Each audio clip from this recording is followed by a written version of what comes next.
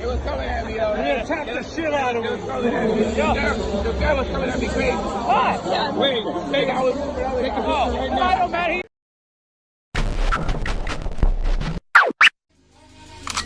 Maybach music. Can anybody out there hear me? Hear me? 'Cause I just wanna...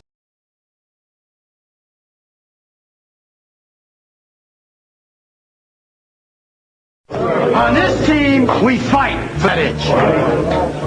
On this team, we tear ourselves and everyone else around us to pieces for that itch. Coming in at 320 kilobytes per second, it's time for MattieC's Sports for you and me. What the fuck is up? They ain't touching me for nothing. Gang shit is not my business. I ain't not the one to fuck with. All right, good morning, everybody, and to my friend here, good evening. I have a special guest today. This guy is a karate fighter is Karate FC, correct? KC, it's just basically KC Karate Combat. That's the name of the organization. Karate Combat, and this is a Latvian fighter. Name is Edgars Skrivers, and he's called the BearSlayer, which I think is a badass name. The one and only, the BearSlayer. So how are you this evening over there? It's all good. Enjoying my time and hopping on a podcast with you. Awesome, thank you. And so what started you in karate? Well, back in the day, at those times when I was a kid, my parents, grandparents, and everybody just was all the time. I was watching fighting movies, Jackie Chan, Bruce Lee, Ninja Turtles, everything. So it got me interested just from this like so-called propaganda, which my parents led me to. And after that, when I started the first grade in the school, my parents also put me in a karate school, and it all just started from there, and I never stopped from there. And your record proves that, man. I mean, you're 5-1 in karate. I know I keep forgetting karate combat, and you know, and that's big right now. I mean, that record is very, very good. So we were just talking about this earlier. I mean, how cool is it? You know, I saw the pit just through, like you said, like you saw like how karate, like through propaganda, and the same with me with the pit. Like, what's it like fighting in the pit? It's just like in the movie, as we were chatting before. It's like just like in a blood sport, something like that, similar like that. You cannot describe it how it feels. It's different because I have fought almost everywhere, on regular tatamis, in a ring, in a cage, everywhere. Cage is different, and when you're fighting for the first time, you have to get used to it, because it is pretty different for both of the parties, the one who's attacking, the one who is like defending and counter-attacking. But I think overall it's, like I said, something new, something different, original, and I love it. You can use these walls for all kind of techniques, showtime kicks, and not only that.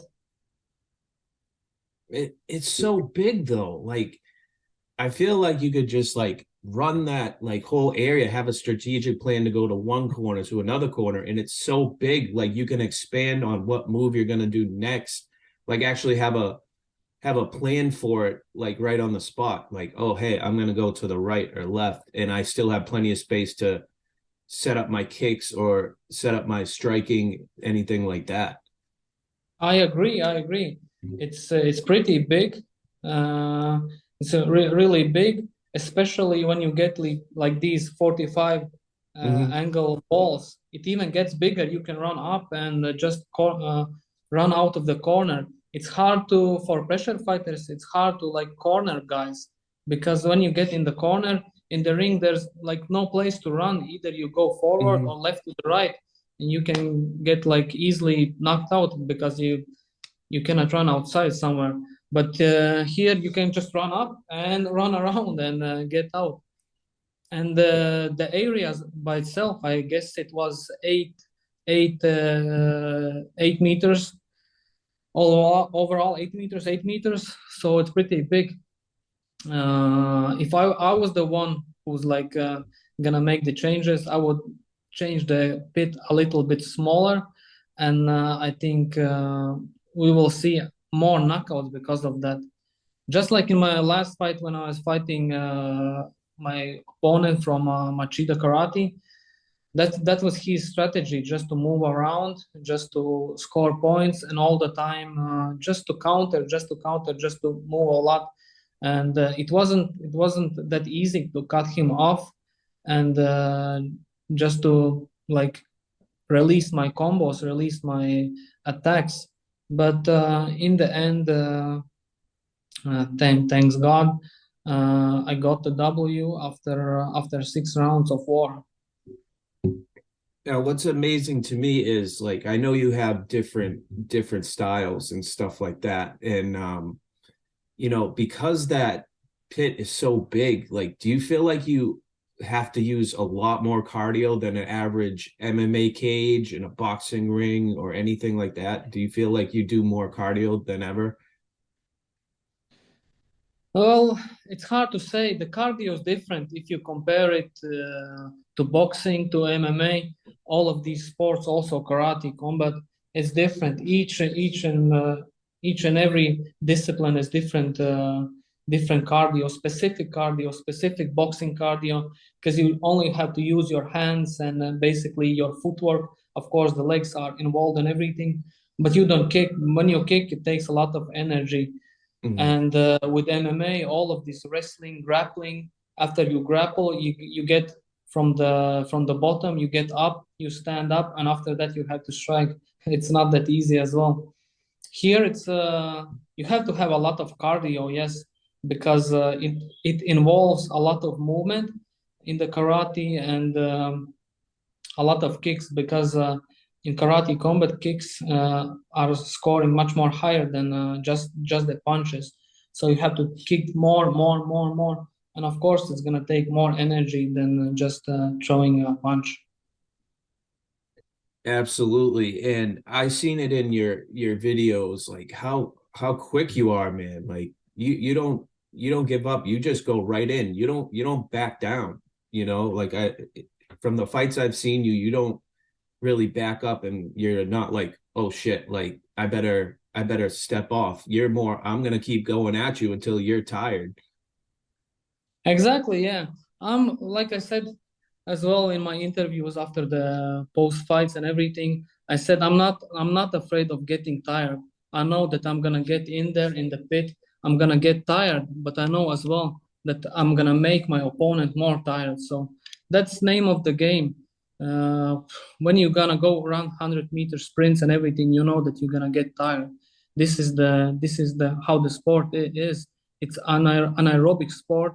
The lactic acid is gonna bring up. It's gonna boil up in your body, but you just have to push through. And it's not only about the physical; it's all about the mental as well. You have to understand and just keep on pushing. And nobody forced you to get in there. It's you who made the choice, and you have to go. You have to like break all the limits and just go there, and then whatever happens. It doesn't really matter. And you yourself, you're in Shotokan style of karate, and I know some people don't know like the actual difference. So in your style, what makes it different from the other karate styles? Well, yeah, I started with Shotokan style, which is the like traditional style. It's more about movement, about distance control, about timing your punches. And after that, I went through all of the disciplines. After that, I started boxing, kickboxing, judo, wrestling, grappling, you name it, and everything. Thai boxing as well. After that, I went to Thailand because I knew that at some point I wanna learn Thai boxing, and the best place, of course, is Thailand. So I went there. I lived there for a year and was training all of the disciplines, including Thai boxing as well. And just all throughout the years, when I started since 1998, I have the like all of this knowledge from all of the martial arts, and I knew it was time finally now to like open up my new schools, my new style as well. It's called Skrivers karate because it's not the traditional Shotokan style anymore. It's like I said, a mix in between everything, and I call it like battle tested karate because you can see it works in karate combat. I have fought in MMA. I have a good record there as well, 16-4, and it works. It just works. It's not the McDojo style karate what you see on Instagram, on YouTube, all of these funny things, giving belts also to the left, to the right. And it's a real karate. And it's funny that you said about Thailand. I talked to numerous people who went there, and I think that's the only thing in blood sport I believe is in the stadiums, they go and they bet in each row instead of selling popcorn or something like that. They're putting the slips out for bets on these guys, and it's absolutely amazing how in different parts of the world things work. And it's cool that like you're training in Dubai right now, correct? Yes, correct. And is it because is there not enough resources in Latvia that you need to come to Dubai and train instead of in your home country? No, it's actually just freaking cold there. And I cannot stand cold. So I'm just here enjoying just the summertime. For them, it's the winter time, but it's perfect weather for me. So mostly the winter time I'm usually here. I have a team here as well, training here. A lot of fighters, a lot of athletes come here right now. Is Hamza Chimaev as well. He's starting his training camp for his next fight, and we're training together as well. So there are a lot of people just coming here, not like in Latvia. This is the one place where you can see like everybody from world famous boxers to like world famous UFC guys. But in Latvia, I will not say we don't have good. We don't have good coaches. I have a good team, and this is where I started. This is where I won my first world titles as well, including karate combat. So sometimes you will just have to get out of your comfort zone as well and mix things up, both for your body and just for your mind. You have to change things. Otherwise, you're just gonna get in the routine and stop there. And my thing is that like with the resources I meant, is there enough gyms in Latvia that how like much resources like they have in America, they have in Dubai and stuff like that? Do you feel like there's enough gyms in the areas in your country? Yeah, of course. It's not like in Dubai. It's not like America. It's not so many gyms. But there are gyms, there are coaches, there are training partners, and we have good coaches. Also, we have good education system in sports education. So they are developed highly. They can train. They are training Olympic athletes. They are training professional boxers, karate combat fighters as well, and when it's like that, you cannot work without thinking what you're gonna do with the athletes. You have to work on quality. You have to use these resources what you have, and just be smart about it. And so with your promotion right now, do they let you do like different grappling tournaments or anything like that? Like, are you allowed to do anything outside of the promotion? No, I have an exclusive contract with them. I only can fight at the moment with karate combat.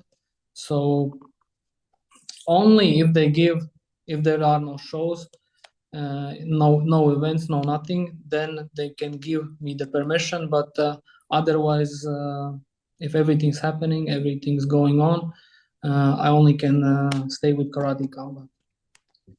Gotcha. And are you fighting soon? Now they're gonna have a event the 17th of December, and after that, most likely I'm gonna fight either February or March probably.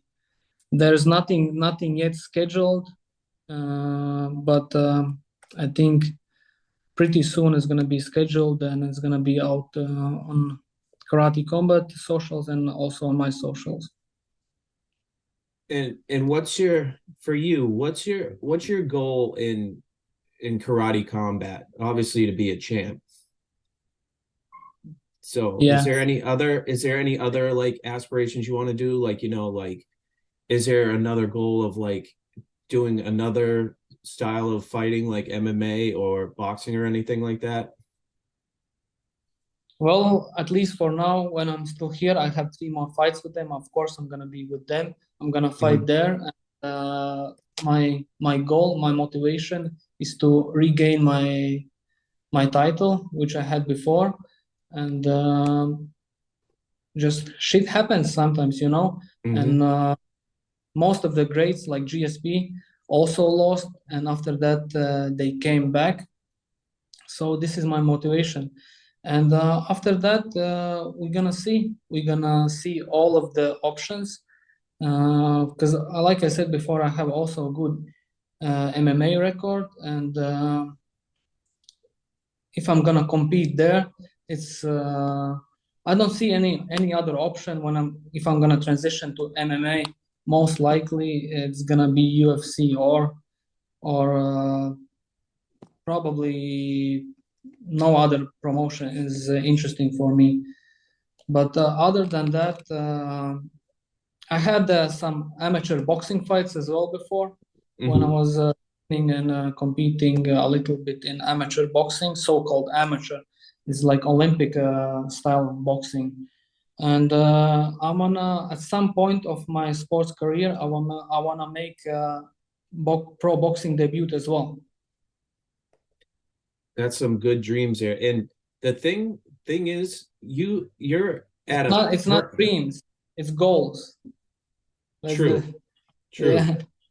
And you're at the prime age, the age you are right now, where it's like you're at like the point where you could go anywhere. It's not that you're 30, not that I'm saying anything bad about people who are a little bit older, like 38 or in their 40s and stuff. You're still like in the prime per se. And the way I see you train is unreal. So it's really cool how you like show everybody how you train through your Instagrams and your social media. So I think that's really cool that you show off to the world like the basic things and stuff.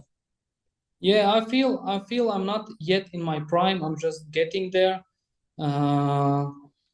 This is like theoretically the so-called when you get in the prime, when your physique, when your body and also your mind like becomes one, and I can feel that I'm getting up there. I'm still climbing. I'm still evolving and getting better. And about the socials and everything, of course, this is what I do. This is my work. This is my passion, and I'm just training and showing other people what I do, And if they are following me on Instagram, on YouTube, I have some online courses as well there. So anybody who like trains, is doing some kind of martial arts, they can check out either my YouTube and Instagram, and I have my website as well, skriversmma.com. Go check it out, and maybe you're gonna learn some things as well. Awesome, man. And you know, besides this whole you know, any type of combat sport, do you have any other aspirations after fighting, such as like coaching or anything like that? Well, at the moment I coach as well.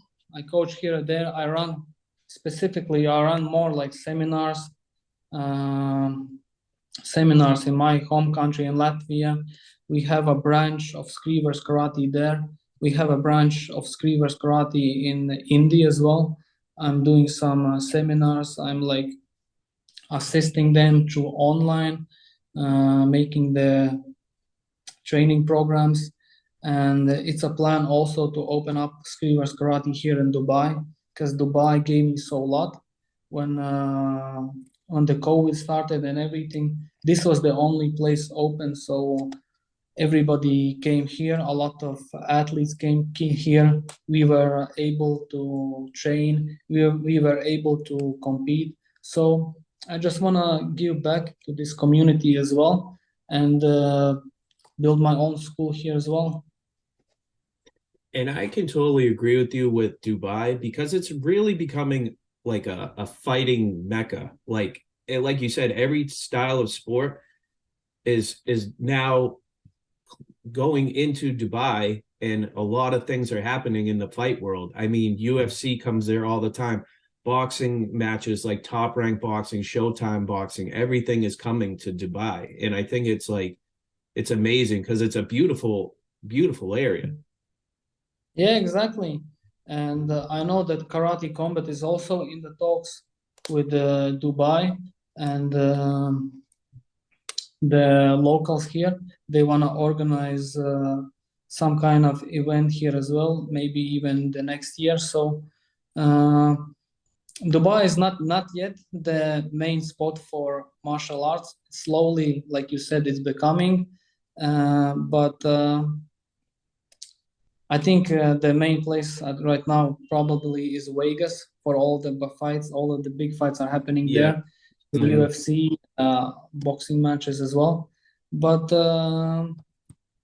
Middle East is picking up their game as well. Exactly. And my final question to you, Edgars, is what is your victory meal? Well, this time, what did I had after this victory? I had just a burger, fries, a milkshake, and the next morning it has to be 100%. It has to be pancakes and waffles. That's an excellent combo. I like that. It is. Especially over here, after cutting weight. And everybody over here is like, oh, you know, pizza and like stuff like that. And I'm like, that's the first time I heard that one. So it's surprising because I've never heard anybody say like a traditional like style meal, like a burger, shake, fries, and pancakes, man. I like it. Traditional American. Well, I mean, now it's traditional Latvian too. Yeah. No, So, I enjoy the meal. Especially after a victory. It tastes different. It's the taste of victory. You can eat anything. yeah, exactly. Yeah. It's just even more satisfying. Exactly. So, Edgars, I want to thank you very much for taking the time out. I know you have an extremely busy schedule. And where can everybody follow you? Well, thank you for welcoming me on the podcast. It was my pleasure to come here. And for anybody who want to follow me, my sports career, my karate combat career, they can find me on all of the social media. It's Skrivers MMA. Simple enough. And everybody, Edgars, Skrivers, the BearSlayer. The best name I've heard so far, and I've heard a lot of MMA names. So BearSlayer is taking first place right now. The one and only. All right, everybody. Thank you very much. This is MattieC and the BearSlayer, Edgars, Skrivers. Thank you very much. Thanks for watching MattieC's Sports for You and Me. Make sure to follow MattieC on MattCameron23 on Twitter, MattieC23 on Instagram, and subscribe to MattieC's Sports for You and Me on YouTube. What the fuck is up? They ain't touching me for nothing. Gang shit is not my business. I ain't not the one to fuck with.